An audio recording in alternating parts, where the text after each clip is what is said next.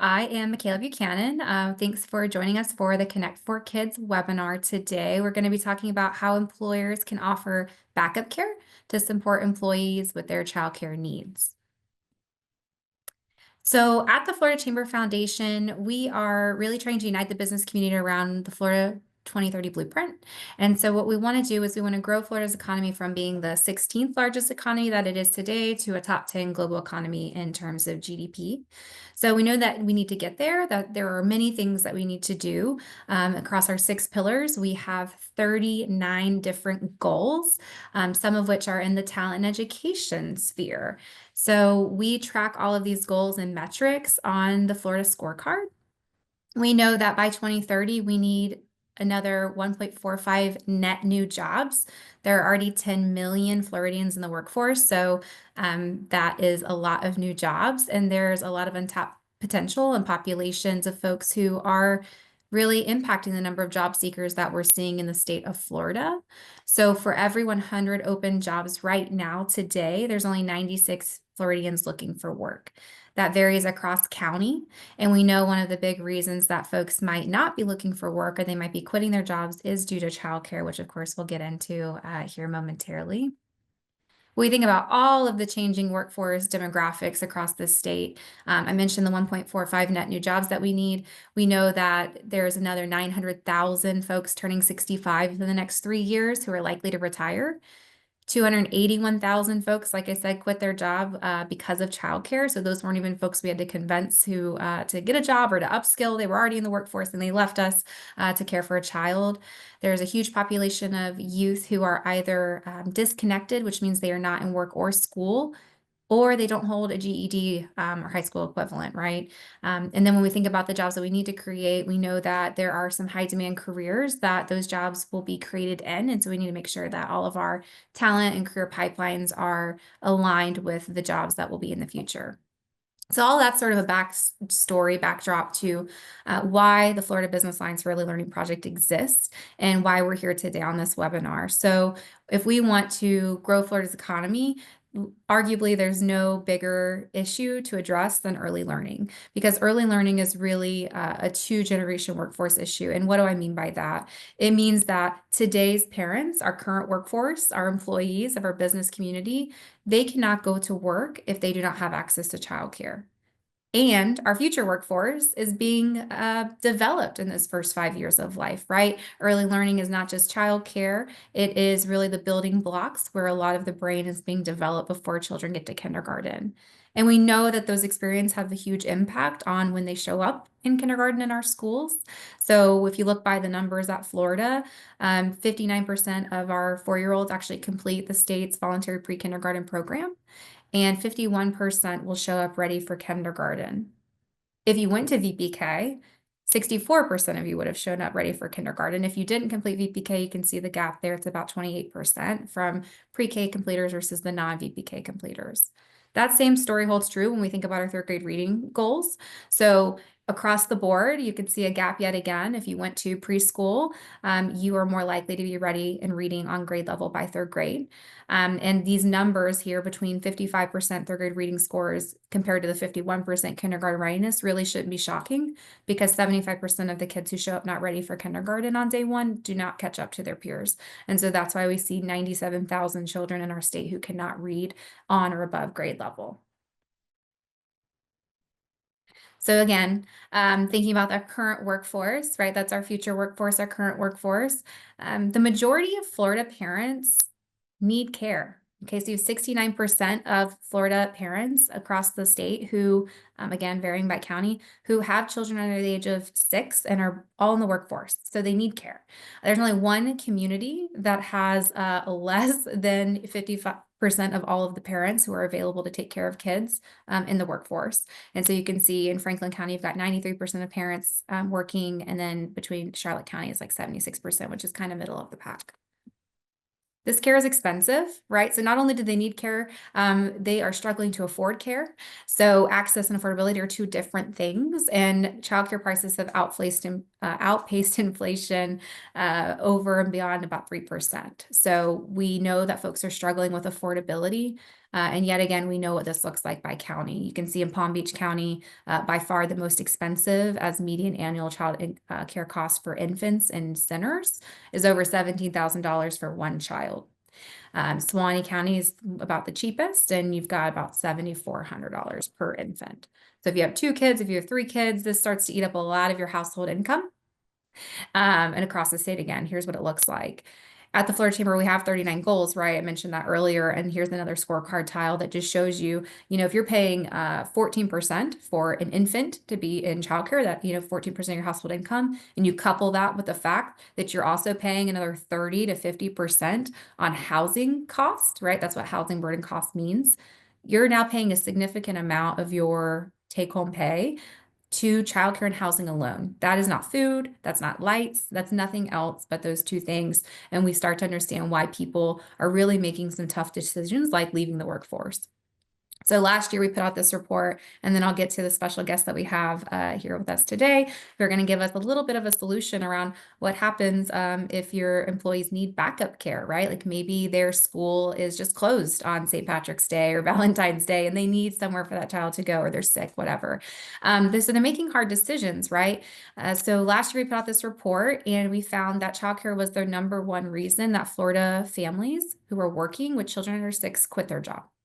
So the 6 months leading up to this report was 150,000 real people who quit their job in the state, and many of them said that they would be gone for a year or more. And this was across, many of them said that they would be gone for a year or more, right? But there were some who said they'd be gone for 2 years, 3 years, 5 years or more. We don't know when they're coming back. This is a really big problem if you think back to the fact that we today don't have enough job seekers for open jobs. And this would have gone a really long way in helping us maybe fill some of those open positions. And it's not just our lowest or entry level positions in workforce. This is across really everybody, right? So when you look at degree attainment, you can see that, yeah, high school graduates, like they might be making those decisions. They might be earning a little bit lower wages, so it's harder for them to afford care. But this is a problem for folks who hold bachelor's degrees and graduate degrees as well. So these could be your directors of marketing. They could be your vice presidents of companies. And it's not just sort of the lowest earners in our companies. And again, what does it look like across the age, the income thresholds here? And then finally, when you think about that issue and what can business leaders do, we're going to talk a little bit about backup care, but one of the things I want you to think about as you're hearing Olivia and Teresa share their model and best practice is how might we leverage Florida's new child care tax credit as a part of this solution. So if you're a company with appropriate tax liability, you can take advantage of the tax credit and actually get some of that money back, if you will. And so we have a full employer guide that's there and readily available for you to use. And of course, we'll link that in the sort of chat and make sure that it goes out to everybody after the fact. So now I want to turn it over a little bit to Olivia Rosenthal and Teresa Lewis. They are here with us today. Teresa is the Vice President of HR at UPS, and Olivia Rosenthal is the co-founder of Patch Caregiving. So I'm going to stop sharing my screen, and I'm going to go on mute and let them take it away. Thanks, guys. Sounds great. Thank you so much, Makayla. I am now going to share my screen here. Oh gosh, hold on one second. Let's see. Sorry, having some technical difficulties. It's so weird. It seems to, hold on, give me 1 second here. There we go.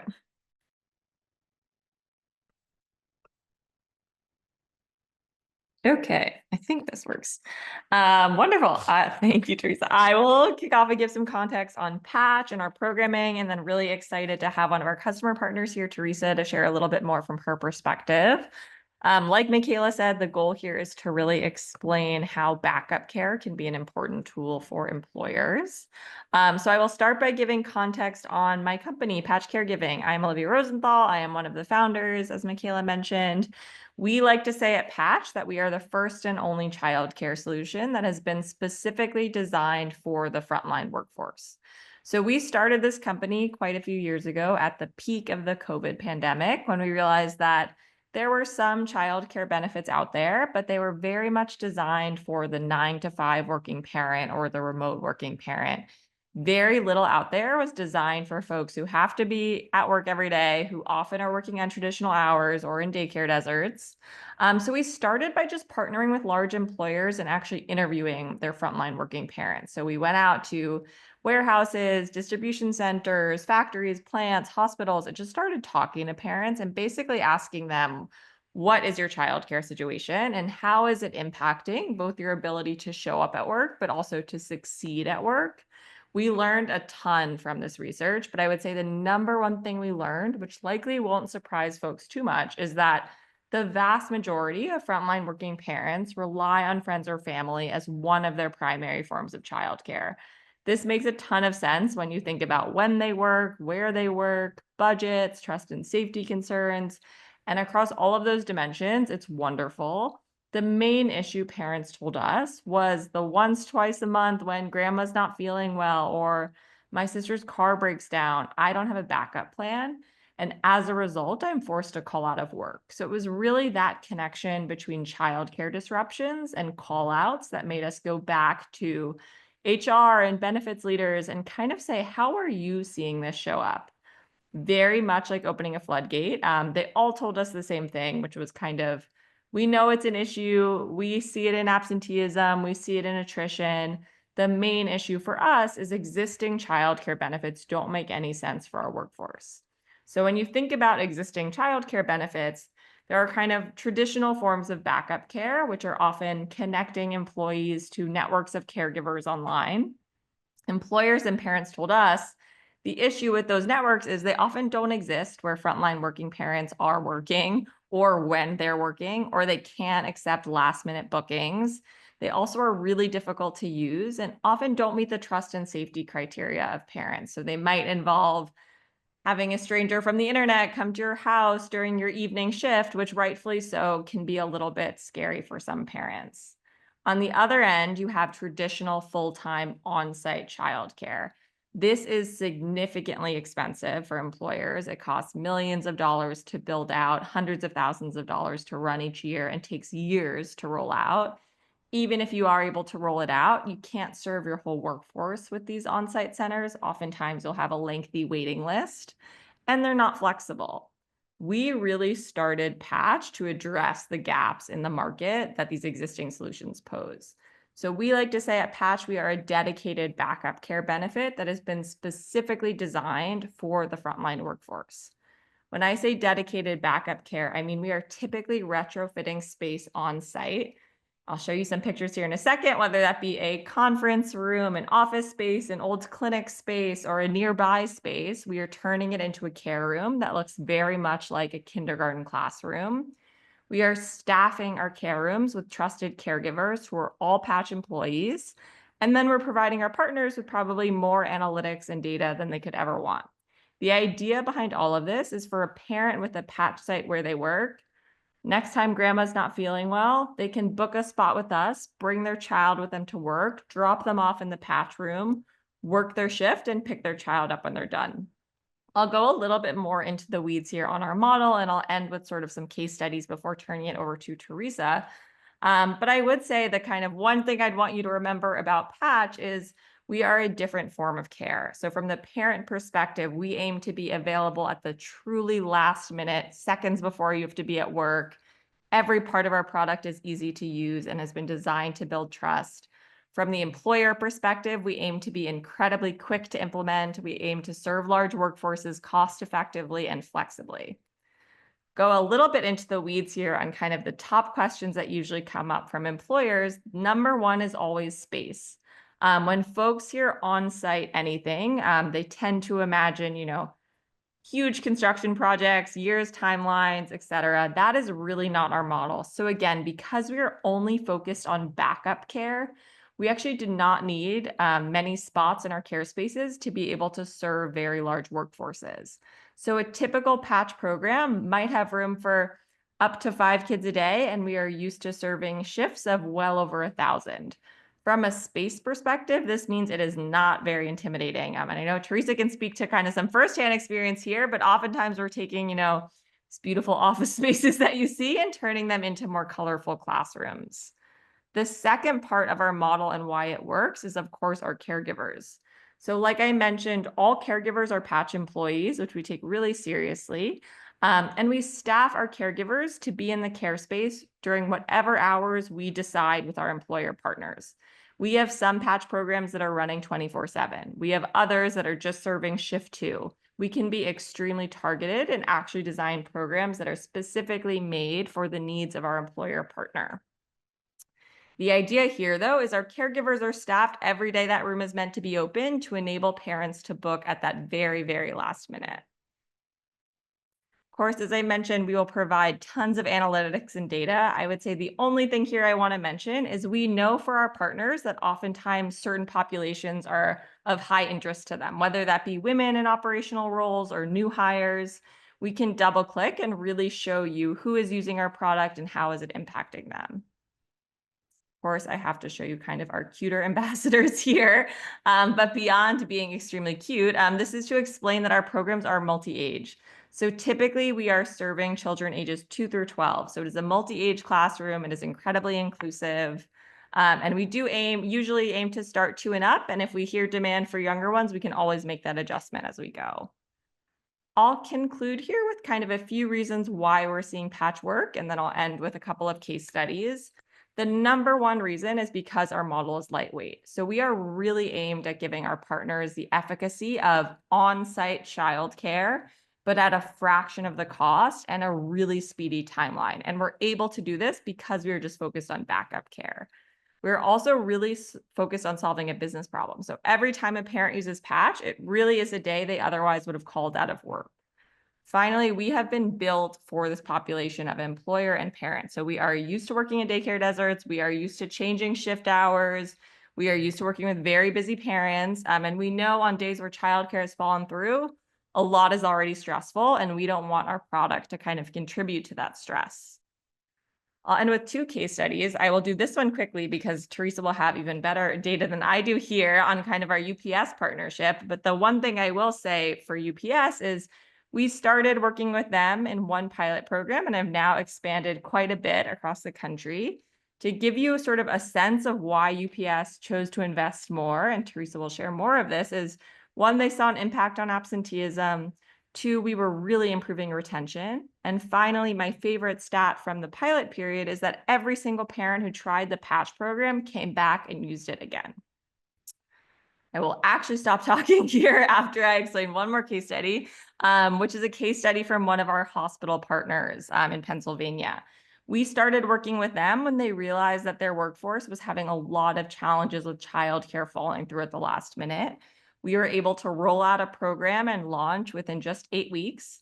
Within 2 months of rolling out the Patch program, over 50% of eligible parents in that hospital had already enrolled in our program. We were seeing children in this space each day. And within the first 6 months, they already saw that the program more than paid for itself. It had a 25% positive ROI on absenteeism and retention alone. And we now are continuing to work with them and expanding with them. I will stop talking now and turn the mic over to Teresa, who can share a little bit more from the customer perspective. Thanks. Good afternoon, everyone. My name is Teresa Lewis. I'm an HR business partner for UPS. Thank you, Olivia, for asking me to be on this webinar with you today to explain, not only why we brought this to UPS, how have we made it work, and what does it look like in actual practice. So that's what I'm here today for. I serve the Mid-Atlantic District in UPS, so my territory goes all the way from all of Pennsylvania, Virginia, West Virginia, a little part of Maryland as well. So I'm all the way up here in Pennsylvania, not in sunny Florida, unfortunately, but it's very applicable to all of the industries that exist in Florida as well. So we wanted to show you what it looks like at UPS. On the screen here, you'll see a picture of one of our executive team members, Danelle McCusker-Reese. At the time of the launch of Patch at UPS, she was the president of HR and Ops training. And she partnered with a group called Moms First and Boston Consulting Group because she really felt this need to advocate for greater support for working parents at UPS. And she's also a mother herself, right? So that kind of, it hit home for her because she recognized that there was such value in supporting employees while strengthening the company's bottom line. So there's a dual benefit there. In 2024, Danelle was actually honored by Chief as one of 50 exceptional executive women for her leadership and highlighting this link between childcare disruptions, employee attendance, and retention. You can go to the next slide, Olivia. So quickly on the screen, you'll see we started this patch backup childcare in Lathrop, California in 2022 as a piloted launch. I didn't hear about Patch until 2023 when the expansion, or Danelle gave the thumbs up for the expansion, right? And we were told that additional sites were going to be added on. Now, I'm local to Bethlehem, Pennsylvania. So I was actually very instrumental in launching this Bethlehem patch site, but it didn't stop at Bethlehem. We went to Columbus, we went to Middletown, Pennsylvania, we went to Earth City, Arlington, Texas, and Salt Lake City. So many locations in the span of 1 year that we were able to expand into offering this backup childcare to not just Lathrop, California or Bethlehem, Pennsylvania. We've been able to serve so many employees at all of these different locations. You can hit the next slide. Now, I think one of the benefits of having me come on this webinar today is to say, okay, how did you make patch work when you have a 1 million square foot warehouse that you can see in that picture right there? How did you bring kids into a UPS warehouse? So couple key points that you'll see on the screen. Senior leadership buy-in was number one. We just talked about Danelle, right? But there's so many levels underneath Danelle that had to give that thumbs up and say, okay, let's do this. Not only how will we do it, when? We're so excited. So we have a lot of different layers at UPS. It's a huge company, but that senior leadership buy-in was so key. If you're on this webinar watching and wondering, there's no way that my leadership would go for this, just remember, we took a multi-billion-dollar corporation and got the thumbs up from them. So senior leadership buy-in, really crucial. The second thing on there is the simplicity and trust that Patch created. Olivia touched on how they're able to do this very quickly. But one thing that I appreciated from an employer standpoint was it didn't add a whole lot of work to my plate. And being the we'll call it local, right? Because I might be in Bethlehem, but we have the whole district. So the local HR in the district, it's not like I had 20 hours of work piled on me because the senior leadership gave the thumbs up. The simplicity from Patch was so key. And not only that, the trust that they built with our HR and all of the different teams involved was really critical in getting this off the ground. Syncing up different players. So we don't only have HR involved in this. At UPS, it's complex, and I'm not going to say we make everything easy all the time. We have building and systems engineers that had to get on board. We had security that had to get on board, health and safety, you name it, and that team was involved in this project. So syncing up all of those different players was really key, and Patch was really instrumental in that sync up as well. They didn't just leave me on my own to figure it all out with all of our different teams. They were right there involved with us every step of the way. And then lastly, you see support for growth at each site. Again, it's not like it just launched and they kind of just said, okay, good luck. Olivia, Sarah, all of the important people at Patch have been really instrumental in helping us grow that and looking at the numbers and saying, okay, this doesn't work, let's pivot and try this. And they were really great at growing it. They do the marketing to your employees for you. I didn't have to stand there and hand out flyers to our employees at the building. Patch workers did that. So a couple ways that we made it work. And if you click the next slide, I too provided some examples here because it's just mind-blowing. I've shown these pictures to my husband, to my mom. I think it's so amazing how they've taken office space that was underutilized and transformed it into something that's very intriguing and exciting and fun for the kids to walk into. The top two pictures there is the first space we used in Bethlehem, Pennsylvania. It was a very small office. It looks a little bit bigger in the picture because I've zoomed out, but that office space was probably about maybe 500 square feet if I'm being generous. It was tiny and it was in a very tucked away hallway. But office space is hard to come by at UPS. Nobody likes to give up their space once they have it claimed. So we found this room and Patch turned it into the picture on the right, on the top there, into a great space for kids. Now, you may have heard that UPS closed a bunch of customer counters all around the country, right? Almost all of them. And we were able to secure the customer counter in Bethlehem for a much larger care space. So on the bottom left picture, you'll see what the customer counter looked like prior to Patch retrofitting it. And on the right, we worked with our vendor to move everything around, repaint a couple spots, kind of patch up the walls a little bit. And we were able to take this customer counter space that was no longer in use and make it a Patch room. So that's a little about how we made it work at UPS. You can click the next slide, Olivia.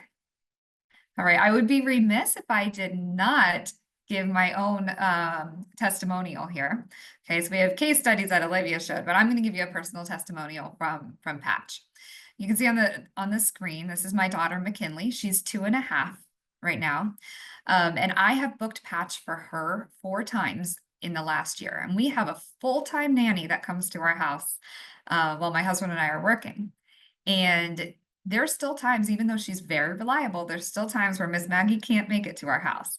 And in each of those cases, I've been able to book care at Patch. The flexibility that's there as a parent is invaluable. I've booked last minute. I've asked for early drop-off times, late pickups. In the first picture, right in the middle there, she was actually below the age that was allowed at Patch the first time I booked her. So that flexibility that Patch gave me as a parent, I can't put a number on what that's valued in my household. The peace of mind, the caregivers are vetted. And I just mentioned we have a one-on-one nanny with our daughter every day, and dropping her at a care space, had a little bit of anxiety at first.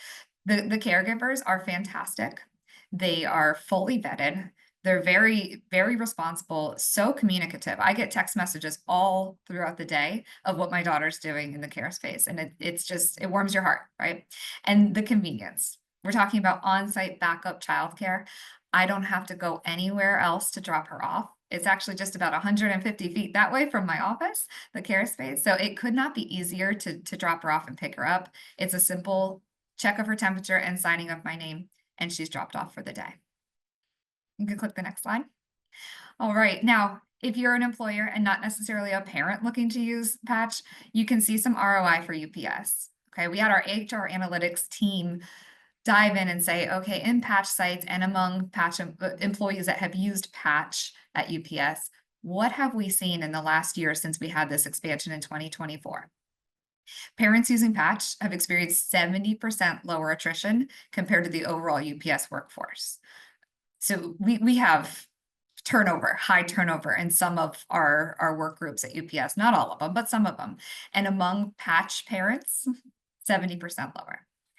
In 2024 alone, Patch programs helped 1,600 absences be avoided. And I'm one of them. 2 weeks ago, my call to my boss was not, I can't show up to work tomorrow because I got to work from home because I don't have childcare. It was, hey, I'm going to be in just a tiny bit late because I can drop McKinley at Patch at 9:30. So 1,600 times that happened in our workforce because of the launch of this program. New hires with a median of just 4 days between when they enroll or when they're hired and when they enroll in Patch. That means to me that Patch is doing their job and getting the word out to new hires and helping them understand that UPS is a great place to work. And lastly, there you'll see that in the past year, 5 promotions among female, now management employees are attributed to having this Patch support and not having to call off of work and not missing any of their shifts. So just a little bit about, I hope that gives some context from a Fortune 500 company that you can make this work there in a 1 million square foot warehouse where you're loading packages all day. You can definitely have backup childcare at your facility. Olivia, I'll turn it back to you. Amazing. And I will in turn turn it back to Makayla as we wrap up this presentation. And thank you so much for having us.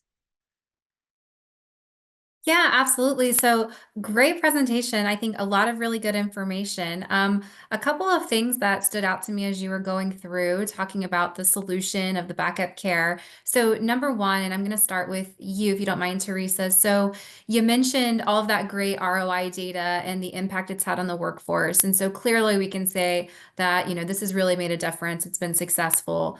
But tell us a little bit more about that original yes. So getting to yes, what advice might you give to another another company on getting to yes with the C-suite for maybe offering something like a backup solution. What were those conversations like, if you don't mind? I'd say my biggest piece of advice is have Olivia or Sarah do the presentation for you because they're very well versed. They have an entire deck that they present first, right, to senior leadership. And once they get that thumbs up to senior leadership, the presentation that they give to all of the key players involved is just as simple to follow. So getting Olivia and Sarah into that ground level is really, really key. Thank Yeah. you for that. Go ahead, Olivia. I was just gonna say, and obviously, like having stakeholders like Teresa who are moms and get the problem quickly is so helpful. But I think what Teresa said in her presentation is also so important, which is that starting or agreeing to have a childcare benefit can feel really overwhelming. And the important part of this to remember is that we don't ask our employer partners to take on, running a childcare center as a part-time job. That is where Patch comes in. And so we will be project managers and help kind of guide folks through the entire process. And I think the beauty of a program like this is we can customize it to meet the needs of each workforce. And so we've worked with a lot of different types of employers. And the most important thing to getting to yes is making sure we have a clear process and kind of, to Teresa's point, letting us get all the voices in the room and saying yes at the right points and not sort of taking it on as your own side project. Yeah, that makes a lot of sense to me, and it was actually a good segue into another question that I have about the customization. Are there any minimums? I think we talked about this a little bit, but when you think about sort of transforming a big warehouse space or an office space or an extra a break room, what have you, into a backup care solution for employees, within that customization, are there any minimums or what are you guys looking for? I'm just thinking about the employers who might listen in and think, I wonder if that space is big enough or could that one work? I'm sure you want to work directly with them, but still. Yeah, I think the only important minimum is the number of employees you have to make sure we have enough where there really is a need for backup care. And I will say one thing that Patch has started doing is for smaller employers, if you think you're too small to kind of host your own Patch program, you can work with your neighbors. And we've actually started scoping out some cohort models where smaller employers might be able to share a Patch site if you don't have quite enough parents in the building to demand your own. And so I think the sort of short answer here is like, we can really make most things work and we are extremely flexible. And so if any employer is listening and is at all interested in seeing if a program like this could work, reach out, because at this point we've scoped programs that look really different. So whether it be a shared site, whether it be you actually have 0 square footage in your building and it's impossible, we've done near site options where we might rent out a little space nearby. We can usually find a way to get to yes and to make this work. The most important thing is just finding a partner who wants to do this and wants to offer this to their employees. That makes a lot of sense. Thank you. Yeah, thank you for sharing that. So anything that we didn't cover that you guys want to double back on or say, but I feel like this is a really good presentation and gives folks a good idea about what backup care is, no matter what size they are, how it can be a solution for them, and obviously the clear ROI and results. Oh, this is wonderful. Thank you so much, Makayla, for having us. Big thank you to Teresa for speaking so well on like what this looks like from the employer perspective. And yeah, I think our ask here is like if anyone thinks they could, use a Patch site to reach out, and we would be thrilled to sort of scope something out for you to see if this might work. Yeah, and to that point, I'll make sure that I include in follow-up and with the recording your information on how to contact you so that if folks are interested that they will do so. But we so appreciate you joining us and sharing. It's one of many solutions that employers can definitely take advantage of. And I feel like this is I would say it feels like a smaller lift than maybe some of the bigger projects that employers maybe who are too small to have a whole on-site childcare solution, but still want to do something because they know how important it is to keeping our folks employed and in the workforce. So thank you. I can't thank you enough. So I'm gonna just wrap us up here with a couple of things. So and you guys can see my screen. Yeah. Okay. Of course, I want to thank all of the great folks who help make our work possible year round, our Business Alliance for Early Learning project advisory board. There's lots of folks who are great on the team and bring wonderful ideas around the systems and change and from the employer perspective. So we want to thank them as always. Keeping the conversation going around many of things, including early learning and childcare solutions that employers can bring to the table for their workforce, is our Learners to Earners Workforce Solutions Summit in June on the 24th. We'll be in Tampa. New this year is a very exciting digital data walk. So if you've been in the past, you have likely experienced great presentations and a lot of content. But this year, we are bringing a unique networking opportunity that will hopefully leave you walking away with some actionable insights and data to bring back to your community for some good conversations. And if you're not already on our newsletter and connected with me directly, here is my information. I'd be happy to talk to you anytime about early learning and what you can do with your employers, connect you with folks like Olivia to talk about backup care among our other partners in this field. So thank you so much for tuning in, and I hope you have a great rest of your day.